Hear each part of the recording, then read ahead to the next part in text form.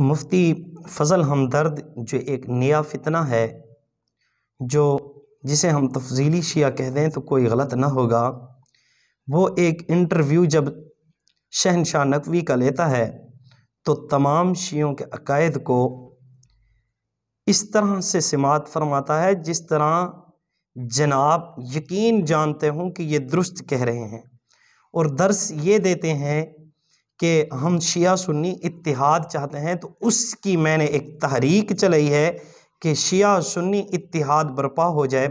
ایسے تو اتحاد برپا نہیں ہوگا۔ شہنشاہ نقوی نے تجھے یہ کہہ دیا کہ ہم حضرت علی المرتضیٰ کو اولو العزم پیغمبروں سے بھی افضل مانتے ہیں، اور تو چپ رہا۔ اس طرح تو کبھی بھی نہیں ہوگا اتحاد۔ نبیوں سے افضل کوئی انسان بھی نہیں ہے۔ کوئی کہہ دینا کہ ابو بکر افضل ہے، تب بھی ہم بھی اسے بھی جھوٹا کہیں گے۔ نبیوں سے افضل کوئی ہی نہیں ہے۔ نبی نبی ہے، عام انسان عام انسان ہے۔ تو عام انسان نبی کے برابر تو دور کی بات، نبی جیسا ہی ہمارے نزدیک نہیں ہو سکتا۔ تو پھر شہنشاہ نے کچھ سوالات کیے، اور پہلے نمبر پر اس نے خلافت ثابت کی، اور دوسرے نمبر پر اس نے حضرت علی رضی اللہ تعالی عنہ کی افضلیت کو ثابت کیا۔ پہلے نمبر پر جو اس نے بات چھیڑی ہے، اسی بات کو میں چھیڑنا چاہتا ہوں، وہ یہ کہ انہوں نے کہا خلافت کا حق حضرت علی رضی اللہ تعالی عنہ کا تھا۔ تو ان کے میں آپ کو چند جھوٹ سناتا ہوں۔ پہلے نمبر پر ایک بات یاد رکھنا، یہ کبھی بھی اپنے مسلک پر قرآن و حدیث سے دلیل نہیں دیں گے۔ یہ جب بھی آپ کو دلیل دیں گے تو علم الکلام سے دلیل دیں گے، کبھی قرآن و حدیث سے دلیل آپ کو نہیں دیں گے۔ یہ ان کا ریکارڈ ہے۔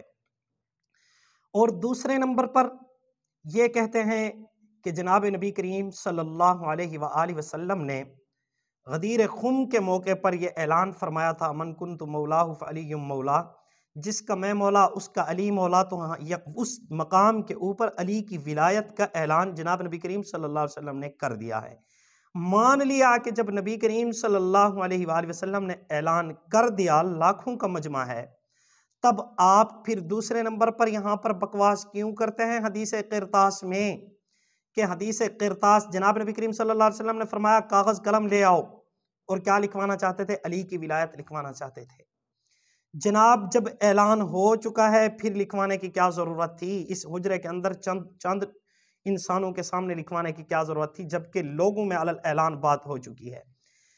پھر کہتے ہیں سقیفہ بنی سعد کے اندر چند انصار اور چند مہاجرین جمع ہوئے اور خلافت ابو بکر کر لی، اور ابو بکر صدیق کی خلافت قائم ہو گئی۔ جب لوگوں کو پتہ چلا کہ ابو بکر خلیفہ منتخب ہو گئے ہیں، تو چونکہ ابو بکر کی شخصیت عمدہ تھی، اسی لیے سب خاموش ہو گئے کہ ابو بکر ہی خلیفہ برحق ہیں۔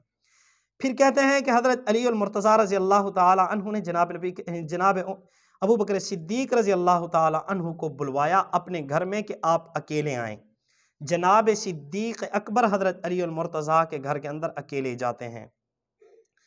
تب صدیق اکبر حضرت علی المرتضیٰ کے گھر میں تشریف رکھتے ہیں۔ یہ شہنشاہ نقوی کے باتیں ہیں، اور کہتے ہیں ہمارے کتب میں یہ بات موجود ہے۔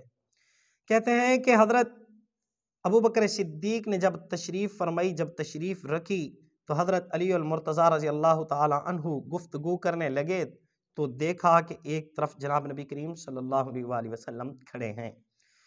تو حضرت ابو بکر صدیق اٹھ کر جانے لگے، تو جناب نبی کریم صلی اللہ علیہ وسلم نے فرمایا بیٹھ جاؤ، تمہیں نہیں تھا پتا کہ یہ حق علی کا ہے اور تم نے لے لیا ہے۔ تو علی رضی اللہ تعالی عنہ نے یہ گواہی حضور صلی اللہ علیہ وسلم سے دلوائی۔ ٹھیک ہے، پھر ابو بکر صدیق اتنے نافرمان ہو گئے کہ حضور نے بعد میں بھی گواہی دی، اور وہ اپنی خلافت پر گامزن رہے۔ حضور نے گواہی دی، پھر اپنی خلافت کے بعد عمر کو حق دے دیا اور عمر کو خلیفہ منتخب کر لیا۔ کیا پھر اس میں نافرمانی نہیں ہے؟ کیا ابو بکر صدیق حضور کا اتنا نافرمان ہو سکتا ہے آپ کے نزدیک؟ ٹھیک ہے، مان لیتے ہیں۔ اگر ابو بکر نافرمان ہے، تب حضرت ابو بکر صدیق کی جب وفات ہوتی ہے تو صدیق کا جنازہ جب روضہ رسول کے سامنے رکھا جاتا ہے اور آواز دی جاتی ہے یا رسول اللہ ابو بکر حاضر ہے، تو آواز آتی ہے ادخل الحبیب الی الحبیب، حبیب کو حبیب کے ساتھ ملا دو۔ پھر جناب نبی کریم صلی اللہ علیہ وسلم نے نافرمان کو اپنے ساتھ کیوں سلایا؟ دوسرے نمبر پر پھر جب حق علی کا تھا تو حضرت علی نے آپ کے نزدیک 6 مہینے بعد حضرت صدیق اکبر کی بیعت کیوں کر لی؟ اگر آپ کہتے ہیں اس میں مصلحت تھی تو مصلحت یہی ہے، آپ بھی مانو پھر صدیق اکبر ہی خلیفہ برحق ہیں۔ ایک قدم اور بڑھ کر کہتا ہوں کہ جب صدیق اکبر رضی اللہ تعالی عنہ کے لیے دروازہ بھی کھولا گیا ہے اور حضرت علی المرتضیٰ نے بھی حضرت کی خلافت قبول کر لی ہے، تب تمہیں کیا تکلیف ہے؟ تم کیوں نہیں قبول کرتے؟ اور صدیق اکبر حضور کے ساتھ سوئے ہوئے ہیں تو حضور صلی اللہ علیہ وآلہ وسلم نے ان کو اپنے ساتھ جگہ کیوں دی ہے؟ جبکہ ابو بکر تو نافرمان ہے، ابو بکر کو حکم دیا گیا ہے کہ علی کا حق ہے، پھر اس کے باوجود ابو بکر کیوں اس خلافت پر قائم رہتے ہیں؟ اور آپ کو بتاتا چلوں، خلافت تو تیسرے نمبر پر ہے، اس سے پہلے آپ خدا کو موحد مانتے ہیں، اس سے پہلے قرآن کو آپ مانتے ہیں۔ اگر آپ کہتے ہیں ہاں قرآن کو مانتے ہیں تو پھر تمہارا یہ دعویٰ کیوں ہے کہ قرآن 12ویں امام مہدی کے پاس ہے؟ ٹھیک ہے، مان لیتے ہیں کہ تم قرآن کو مانتے ہو، تو پھر ہمارا یہ چیلنج رہے گا کہ کوئی ایک تو قرآن کا حافظ دکھا دو، قیامت تک نہ دکھاؤ گے۔ دوسرے نمبر پر دوسرا دعویٰ یہ بھی ہے، ہمیں آرڈر کرو، جس قبر پر ہاتھ رکھ دو کہ سنی کی قبر کو کھولو تو ہم کھولنے کے لیے تیار ہیں، اور آپ کسی قبر کی نشاندہی کرو کہ اس میں شیعہ ہے اور وہ انسان موجود پڑا ہے اور اس میں انسانی شکل دکھا دیجیے۔ ٹھیک ہے، آپ کہتے ہیں خلافت میں علی المرتضیٰ کا حق ہے کیونکہ اہل البیت کے اندر حضرت علی المرتضیٰ ہیں اور خلافت اہل البیت کا حق تھا۔ اگر مان بھی لیں تب نتیجہ یہ نکلے گا کہ پھر تم ہی اعتراض کرنے والے ہوتے، نعوذ باللہ محمد صلی اللہ علیہ وسلم نے سارا پلان اپنے گھرانے کے لیے بنایا تھا۔ اور آپ کو اتنا بھی بتاتا چلوں، اہل البیت پورے قرآن کے اندر 3 جگہ پر استعمال ہوا ہے اہل البیت کا لفظ، اور تینوں جگہ پر عورتوں کے لیے استعمال ہوا ہے۔ سورۃ قصص کے اندر موسیٰ علیہ السلام کی ماں کے لیے، سورۃ ہود میں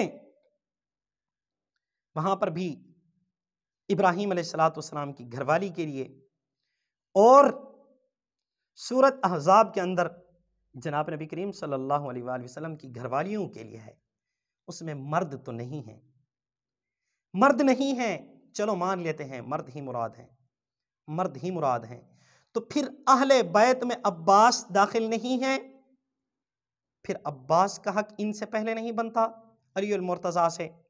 اگر آپ کہتے ہیں نہیں، جس گھر میں حضور کی بیٹی ہے وہی اہل بیت ہیں، انہی کا حق زیادہ ہے، پھر حضرت عثمان رضی اللہ تعالی عنہ خلافت کے حقدار نہیں ہیں؟ ان کے گھر میں 2 بیٹیاں ہیں حضور کی۔ ویسے یہ جو میری بات ہے، یہ میری بات ویسے آپ کے نزدیک لغو ہے، کیونکہ آپ تو مانتے ہی نہیں ہیں کہ حضور کی 4 بیٹیاں ہیں۔